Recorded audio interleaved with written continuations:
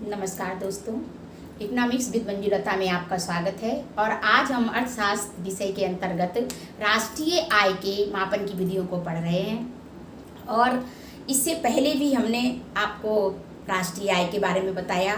फिर इसके बाद में राष्ट्रीय आय के मापन की विधि जो उत्पादन विधि थी उसके बारे में विस्तार से और डीपली बहुत थारोली तरीके से समझाया। और इसके बाद में हमने आपको आज हम जो पढ़ेंगे वो है राष्ट्रीय आय का आय विधि के द्वारा मापन।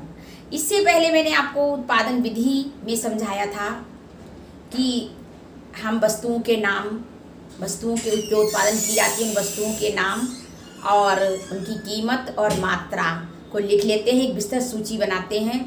और इसके बाद में मात्रा और कीमत में गुणा करने के बाद उसकी पूरी ग्रांड टोटल उसका कर लेते हैं। और ये फिर जो भी टोटल आता है ये उत्पादन विधि के द्वारा राष्ट्रीय आय की गणना के अंतर्गत आता है।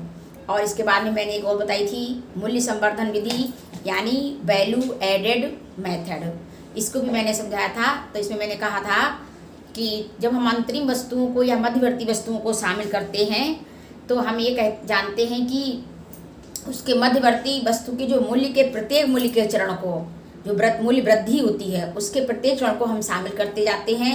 और बाद में जो भी उसका जो टोटल आता है वो राष्ट्रीय आय कहलाता है। इस तरीके से हमने दोनों विधियों के द्वारा, यानी जो उत्पादन विधि के ही अंतर्गत हैं ये दोनों विधियाँ, यदि हम केवल अंतिम वस्तु को शामिल करते हैं तो वो उत्पादन विधि कहलाती है। और यदि हम अंतरिम वस्तुओं को भी शामिल करना चाहते हैं और कर लेते हैं तो उसके प्रत्येक चरण में वृद्धि मूल्य को हम लिखते चले जाते हैं। और मूल्य संवर्धन विधि के द्वारा भी हम राष्ट्रीय आय की गणना करते हैं। तो आज हम इसके अगला जो चरण है इसका राष्ट्रीय आय की गणना में जो अगली विधि है वो है आय विधि, उसका अध्ययन आज हम करेंगे। तो ये राष्ट्रीय आय को मापने की विधियों के अंतर्गत ये आय विधि कहलाती है। अब आय विधि क्या है कि जो हमने आपको पहले बताया एक लेखा वर्ष, जो एक लेखा वर्ष होता है उसमें उत्पादन के साधनों के द्वारा जो भी उत्पादकीय कार्य किए जाते हैं और जो भी उत्पादकीय कार्य या सेवाएं कार्य किए जाते हैं उसके बदले में उनको भुगतान किया जाता है। जो साधन होते हैं उत्पादन के उनको भुगतान करते हैं और इन भुगतानों को, यानी उनकी जो आय होती है उसको जोड़ लेते हैं, पूरा ग्रांड टोटल कर लेते हैं। इसको जोड़ने के बाद जो भी मिलता है या जो भी आता है टोटल वो आय विधि के द्वारा राष्ट्रीय आय की गणना के अंतर्गत आता है। यानी इसको ही आय विधि के माध्यम से हम राष्ट्रीय आय की गणना आसानी से कर लेते हैं। आप देखिए राष्ट्रीय, जैसे जो उत्पादन विधि के द्वारा तो हमने आपको बताई दिया कि उत्पादन के साधनों में बांट दिया जाता है जो भी उत्पादन होता है। आय विधि के अंतर्गत उत्पादन की जो भी साधन होते हैं, जो भी उत्पादन करता है, जैसे भूमि है, पूंजी है, श्रम है, संगठन है, साहस है, इनके क्या होता है ये मैंने आपको उत्पादन के चक्राकार प्रवाह में आपको बताया भी था। जो हमने पिछला वीडियो बनाया है उसमें हमने बताया कि व्यावसायिक फर्में जो होती हैं और एक होता है परिवार, यानी उत्पादन की साधन। तो ये उत्पादन की साधन जब जाते हैं व्यावसायिक फर्मों के पास अपने साधन यानी अपनी सेवा देने, जैसे जो मजदूर है वो मजदूरी करेगा, यानी मानसिक या शारीरिक श्रम करेगा, तो बदले में वो क्या लेगा, मजदूरी चाहेगा। अपने जो उसने काम किया है उसके बदले में वो उसका प्रतिफल चाहेगा और उसको मिलता भी है। तो ये जो भी साधन है इनको ये बांट दिया जाता है। जैसे भूमि वाले को लगान मिलेगा, पूंजी वाले को ब्याज मिलेगा और साहसी को लाभ मिलेगा और मजदूर को मजदूरी मिलेगी। तो जो भी फर्में होती हैं इनका लाभ लेती हैं ये साधनों की। फिर जब वो उत्पादन होता है उसका जो उत्पादन को बेचकर जो मूल्य मिलता है उसको वो स्वयं क्या उद्यमी अपने पास रख लेता है। वो तो केवल लाभ को रखता है ना अपने पास, बाकी तो वो इन चारों में बांट देता है। बाकी जैसे मजदूरी करने वाले को मजदूरी मिलती है, मजदूर को ब्याज, पूंजीपति को ब्याज मिल जाता है। इसी तरीके से भूमिपति को लगान या किराया मिलता है ना। तो ये सब जो साधन होते हैं इन साधनों में इस आय को बांट दिया जाता है और यही आय का चक्राकार प्रभाव ही इसे कहते हैं। तो ये क्या होता है, जब ये परिवारों को दे दी जाती है तो वो परिवार क्या करते हैं, वो उस आय को अपने पास नहीं रखते हैं ना, वो उसको व्यय करते हैं। ये हम व्यय विधि के अंतर्गत इसको पढ़ेंगे। अभी हम केवल आय की बात करेंगे। तो जब आय आती है लोगों के पास तो उन आय को जोड़कर, जैसे मजदूरी की लगान और लाभ और आपका ये ब्याज, इसको जोड़ करके जो भी आय आती है वो कहलाती है GNI, यानी ग्रॉस नेशनल इनकम, कुल राष्ट्रीय आय कहलाती है वो। तो आइए हम देखिए, जैसा कि यहाँ पे लिखा हुआ भी है कि आय विधि द्वारा राष्ट्रीय आय की गणना, इसको इनकम मेथड भी कहते हैं। और देखिए, आय विधि द्वारा देश में आय के वितरण की जानकारी मिलती है। लिखा है कि देश में आय के वितरण की जानकारी मिलती है। मैं आपको बता भी चुकी हूँ कि पूंजीपति को ब्याज मिलता है, जो भी उत्पादन के साधन हैं इनको कुछ ना कुछ पारितोषिक या प्रतिफल मिलता है। दूसरा है, उत्पादन के साधन द्वारा जो उत्पादन होता है वह उनको उनके प्रतिफल के रूप में वितरण कर दिया जाता है। देखिए, उनके प्रतिफल के रूप में वितरण कर दिया जाता है, यानी मजदूर को मजदूरी, पूंजीपति को ब्याज, भूमिपति को लगान और साहसी को लाभ मिलता है। इसके बाद है, ये वितरण श्रम को मजदूरी, पूंजी को ब्याज, भूमि को लगान, उद्यमी को लाभ के रूप में किया जाता है। देखिए, जैसा इसमें लिखा हुआ भी है और मैंने आपको समझाया हुआ भी है। अब देखिए, उत्पादन का जो क्या है, पूर्णता साधनों में जो पूर्णता वितरण हो जाता है, साधनों में पूर्णता वितरण के बाद कुछ भी शेष नहीं बचता है, ऐसा माना जाता है। और ऐसा है भी, क्योंकि लाभ जो साहसी है वो लाभ को अपने पास रख लेता है और बाकी जो कुछ भी होता है वो उत्पादन के बाकी साधनों में उनका वितरण कर देता है। देखिए, GNP बराबर GNI, यानी ग्रॉस नेशनल प्रोडक्ट का, इसको हम GNI भी कह सकते हैं, यानी ग्रॉस नेशनल इनकम। यानी आय विधि के द्वारा जब हम इसको ज्ञात करेंगे तो हम इसको कहेंगे कि ये क्या हो रही है, GNI भी इसको कह सकते हैं। तो ये था। अब हम आपको बता दें कि जो उत्पादन के जो साधन हैं, जो घटक हैं, उनमें वितरण कैसे होता है, इसके बारे में भी चर्चा कर लेते हैं। अब चलिए हम जान लेते हैं कि उत्पादन के साधनों को वितरित आय के घटक, जो भी उत्पादन के ये साधन हैं, इनके हमने नाम यहाँ पर लिख दिए हैं। देखिए, पहली है मजदूरी। मजदूरी क्या है कि जो भी कर्मचारी या जो भी व्यक्ति कार्य करते हैं, चाहे वो शारीरिक हो अथवा मानसिक हो, जैसे किसान है, वो किसी भी व्यक्ति को अपने खेत में लगाता है, मजदूर को मजदूरी के लिए लगाता है, तो वो क्या करता है, वो उसको उसके बदले में मजदूरी देता है ना मजदूरी। तो ये क्या कहलाती है, ये कहलाती है कर्मचारियों की क्षतिपूर्ति कहलाती है, क्योंकि जो भी मानसिक और शारीरिक श्रम कर रहा है कोई भी व्यक्ति, वो उसके बदले में क्या प्राप्त कर रहा है, मजदूरी को प्राप्त कर रहा है, और ये कहलाती है कर्मचारियों की क्षतिपूर्ति। क्योंकि अब ये क्षतिपूर्ति रुपए में तो होती है, लेकिन इसके साथ ही वस्तुओं में भी हो सकती है। जैसे कि किसी किसान ने अपने खेत में गेहूं की कटाई करवाई और वो उसको रुपया भी देगा और कहेगा चलो तुम मेरे पास थोड़ा रुपया कम है या इस समय नहीं है, तो तुम इसके बदले में 2 बोरी या 1 बोरी गेहूं भी ले जा सकते हो। तो ये क्या होगी, ये कहलाएगी कर्मचारियों की क्षतिपूर्ति। जैसे मेडिकल, कुछ कंपनियां हैं मेडिकल इंश्योरेंस देती हैं, कुछ कंपनियां हैं मोबाइल फ़ोन का चार्ज देती हैं, कुछ कंपनियां हैं परिवहन का चार्ज देती हैं। तो ये सब क्या होता है, ये सब कहलाता है कर्मचारियों की क्षतिपूर्ति, जो कि मजदूरी, लेकिन हम अर्थशास्त्र में इसको क्या कहेंगे, मजदूरी। वह श्रम, वो श्रम कहलाता है अर्थशास्त्र में, चाहे वो शारीरिक हो चाहे मानसिक हो, जो धन प्राप्ति की आशा से किया जाता है। तो ये है मजदूरी। इसके साथ में ये ब्याज है, ये लगान है और ये लाभ है। इसको हम क्या कहेंगे,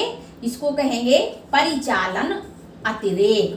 परिचालन अतिरेक। क्यों इसको ऐसा कहेंगे, क्योंकि ये क्या है, ये जो है ये ब्याज है, ये किसको मिलता है, पूंजीपति को मिलता है। लेकिन अगर पूंजी ऐसे ही हमारे घर में रखी रहे, यानी वो धन के रूप में हमारे घर में रखी रहेगी, तो वो एक भी पैसा को प्राप्ति नहीं करेगी। लेकिन अगर ये किसी को हम उधार दे देंगे तो उसके बदले में हमें ब्याज मिलेगा ना।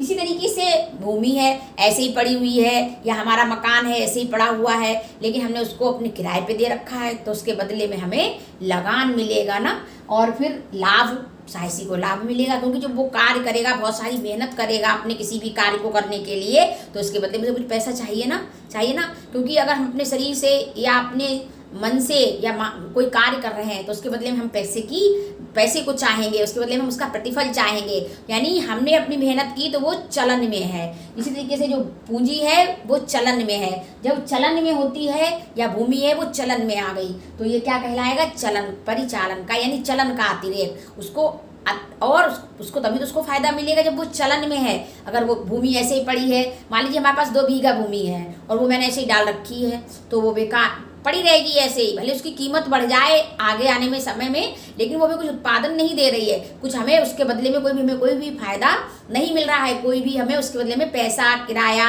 लगान कुछ भी नहीं मिल रहा है।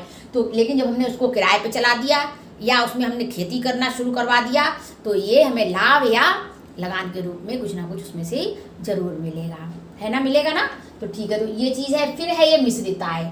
इसको मिश्रित आय जैसे क्या, जैसे कि मान लीजिए मैं अपने खेत में स्वयं काम कर रही ना, मेरी जगह कोई मजदूर अगर काम करेगा तो वो मजदूरी लेगा ना, लेकिन अगर जब मैं कार्य कर रही हूँ तो वो मुझे भी मिलनी चाहिए, तो वो कहलाएगा हमारा वेतन या कमीशन। या मान लो मेरी कोई फैक्ट्री है, मेरी कोई कंपनी है या मेरा कोई दुकान है तो उसमें मैं जो भी काम कर रही हूँ उसके बदले में भी मुझे कुछ ना कुछ प्राप्त होता है और ये कहलाता है मिश्रित आय यानी वेतन या कमीशन। इसको हम संगठनकर्ता के नाम से, संगठन के नाम से जानते हैं क्योंकि ये भी उत्पादन का एक साधन कहलाता है। जब उत्पादन बड़े लेवल पे होता है तब तो इसकी और ज़्यादा ज़रूरत पड़ती है। तो ये था हमारे जो क्षतिपूर्ति, जो हमारे ये घटक हैं उत्पादन के साधन के, उनमें आय का वितरण ये कैसे होता है ये मैंने आपको बताया।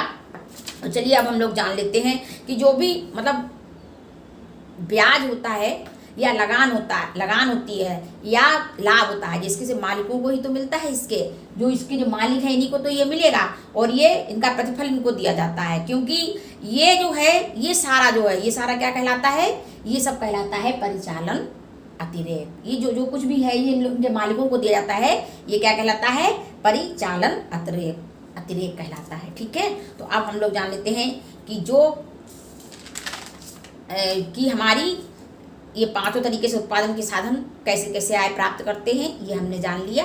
और अब हम जान लेते हैं कि हम इसके आगे कि हमारा जीडीपी क्या होता है। अब देखिए, हमने आपको इससे पहले बताया कि जो भी उत्पादन के साधन हैं उनको हम उनकी सेवाओं के बदले में प्रतिफल प्राप्त होता है उन्हें आय प्राप्त होती है।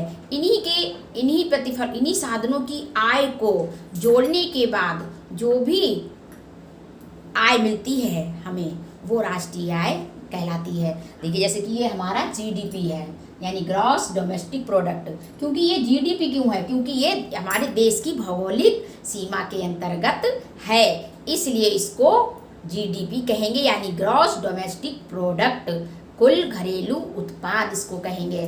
जैसे कि देखिए लाभ किसको मिलता है, साहसी को मिलता है, और लगान भूमिपति को मिलती है, और ब्याज पूंजी वाले को मिलता है यानी बैंकों को अभी समय मिल रहा है, और मजदूरी जो मानसिक या शारीरिक परिश्रम करते हैं उनको मजदूरी मिलती है।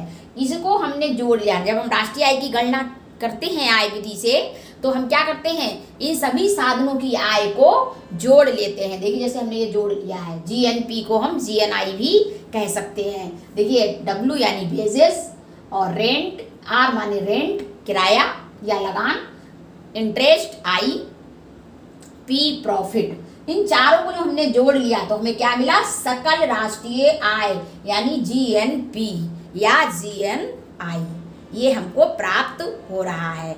अब देखिए हम इसको और क्या कह सकते हैं, NDP at the factor cost, FC, NDP at FC यानी साधन लागत पर क्या हुई है, शुद्ध घरेलू आय, साधन लागत पर शुद्ध घरेलू आय ये हुई। अब इसमें एक चीज हमें क्या करनी है बताइए, जब हम इसको एनएनपी को ज्ञात करेंगे तभी ये राष्ट्रीय आय कहलाएगी। एनएनपी को जब हम ज्ञात करेंगे, देखिए हमने आपको पहले भी कहा था कि ये डी जो होता है ये छोटा होता है। अब यहाँ हम एन को ज्ञात करेंगे, एन तो एन बड़ा है, एन विस्तृत है ना, और ये क्या है, ये संकीर्ण है या छोटा है, क्योंकि ये हमारे देश की भौगोलिक सीमा के अंतर्गत जो भी उत्पादन हो रहा है या जो भी आय हो रही है उसको ये दिखा रहा है या ये दर्शा रहा है। अब हम एनएनपी को जब ज्ञात करेंगे तो हम क्या इसमें जोड़ेंगे, हमने एक चीज़ आपको बताई थी जब हमने राष्ट्रीय आय की अवधारणाओं में आपको पढ़ाया था, तो हमने एक चीज़ बताई थी, यानी विदेशों से प्राप्त शुद्ध साधन आय। क्या है? NFIA। तो हम क्या करेंगे इसमें? अब हम NDP एट FC क्या करेंगे इसमें हम? ये आपका FC, ये भी FC होगा साधन लागत पर, क्योंकि हम मूल्यह्रास पहले से ही घटा चुके हैं। तो क्या कहलाएगा? NDP। ये शुद्ध घरेलू उत्पाद है, क्योंकि हम इसमें से मूल्यह्रास को घटा चुके हैं ऑलरेडी। अब इसमें क्या करेंगे? हम प्लस कर देंगे NFIA, यानी national factor income from abroad, विदेशों से प्राप्त शुद्ध साधन आय। इसको हम इसमें जोड़ देंगे, विदेशों से प्राप्त शुद्ध साधन आय। इसको हम जोड़ देंगे तो हमें क्या मिलेगा? हमें NNP मिल जाएगी, यानी शुद्ध राष्ट्रीय आय मिल जाएगी ना। तो ये हमको बिल्कुल ज्ञात हो गया, बिल्कुल समझ में आ गया ये कि कैसे आय विधि के द्वारा राष्ट्रीय आय की गणना हम कर सकते हैं। लेकिन राष्ट्रीय आय की गणना को करने के लिए तो आपको ये याद रखना है NNP एट FC, यानी साधन लागत पर शुद्ध राष्ट्रीय उत्पाद या राष्ट्रीय आय। ये हमको याद रखने हैं और अपने नोट्स अच्छे से बना लेना, क्योंकि नोट्स के बिना ये बिल्कुल भी समझ में नहीं आएगा, क्योंकि बहुत ही ये इम्पॉर्टेंट चैप्टर है और बहुत ही कठिन भी है ये वाला। को आसानी से समझ लेंगे तभी बहुत इजीनल आपको लगेगा। तो अब हमने जान लिया कि आय विधि के द्वारा राष्ट्रीय आय की गणना कैसे करते हैं। पहले जो साधन होते हैं, इनकी साधनों की आय को हम जोड़ लेते हैं इस तरीके से, और फिर इसमें ये NDP एट FC कहलाता है, और फिर इसमें NDFC में हम जब हम जोड़ते हैं, क्या जोड़ लेते हैं? NFIA, तो हमें मिल जाती है NNP एट FC। तो लेकिन जब आय विधि के अंतर्गत जब हम राष्ट्रीय आय की गणना करते हैं तो कुछ सावधानियों की हमें आवश्यकता पड़ती है। तो आइए इनका और अध्ययन कर लेते हैं कि राष्ट्रीय आय को ज्ञात करने के लिए आय विधि के द्वारा हमें क्या क्या सावधानियां रखनी चाहिए। तो आय विधि के द्वारा राष्ट्रीय आय की गणना करते हैं तो कुछ चीज़ों को हम छोड़ देते हैं, इसीलिए जो हमें रिजल्ट मिलता है या जो हमें आंकड़े मिलते हैं वो थोड़े से त्रुटिपूर्ण होते हैं, भ्रामक होते हैं। देखिए कैसे होते हैं। देखिए जब हम राष्ट्रीय आय की गणना करते हैं आय विधि के द्वारा, तो हम क्या करते हैं कि स्वरोजगार की आय को शामिल नहीं करते हैं। जैसे कि मैंने आपको पहले बताया, जैसे मान लीजिए मैं कोई कार्य कर रही हूँ, अगर मैं अपनी जगह मजदूर को लगाऊं तो उसको मजदूरी दूंगी, लेकिन मैं जो काम कर रही हूँ तो मैं अपने उस काम को राष्ट्रीय आय में शामिल नहीं करती हूँ, जबकि करना चाहिए। तभी तो राष्ट्रीय आय के सही आंकड़े आएंगे, नहीं तो भ्रामक रहेंगे, तो त्रुटिपूर्ण रहेंगे। दूसरा है इसमें कि जो भी स्वयं के मकान में रहने का किराया शामिल नहीं करते हैं, नहीं करते हैं। जैसे देखिए अभी हम इस मकान किसी दूसरे के मकान में तो उसको किराया देंगे, या अपने मकान में किसी को रखें तो उससे किराया लेंगे ना। लेकिन जब हम स्वयं के मकान में रह रहे हैं तो कोई भी किराया उसमें हम राष्ट्रीय आय में वो किराए को शामिल नहीं करते, जबकि करना चाहिए। अगला है कि वस्तु व सेवा के रूप में जो मजदूरी दी जाती है उसको हम राष्ट्रीय आय में शामिल नहीं करते। जैसे कि देखिए किसी उत्पादक ने अपने घर काम कराया, जैसे कि हमने आपको बताया भी, खेत का उदाहरण दिया था कि मजदूर खेत का काम कराया किसी ने भी, और उसको थोड़े से पैसे दे दिए और कहे तो भैया तू 2 बोरी गेहूँ ले जा।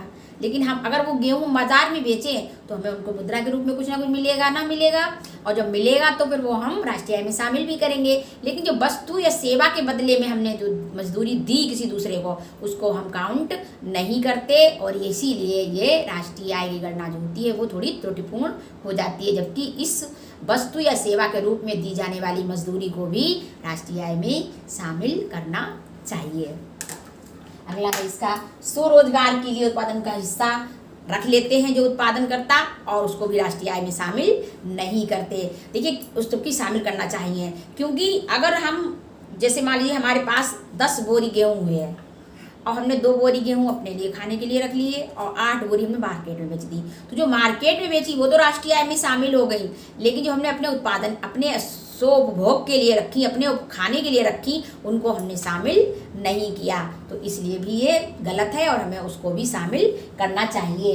इसके बाद में है अवैधानिक आय को राष्ट्रीय आय में शामिल नहीं किया जाता। ये देखिए, जब अर्थशास्त्र की सीमाओं के अंतर्गत हमने आपको पढ़ाया भी है, ये हमारे पिछले वीडियो हैं उनमें ये सारी बातें बताई हुई है कि जब हम अवैधानिक रूप से किसी भी धन का अर्जन करते हैं तो वो राष्ट्रीय आय में शामिल नहीं होता है, क्योंकि उसकी गणना ही नहीं होती है। जैसे चोरी का माल है, तस्कर का माल है, या मतलब किसी का मर्डर करके छीन लिया, तो ये अवैधानिक क्रियाएं होती हैं और इनको राष्ट्रीय आय में शामिल नहीं किया जाता, यानी अर्थशास्त्र में ही इनको शामिल नहीं किया जाता है। तो अब हमने लोगों ने जाना कि राष्ट्रीय आय क्या है। आय विधि के द्वारा हमने जाना कि साधनों की आय को जोड़ने के बाद जो आय मिलती है वो NDP 8FC कहलाती है, और जब उसमें हम NFI जोड़ देते हैं तो वो NNP 8FC कहलाती है।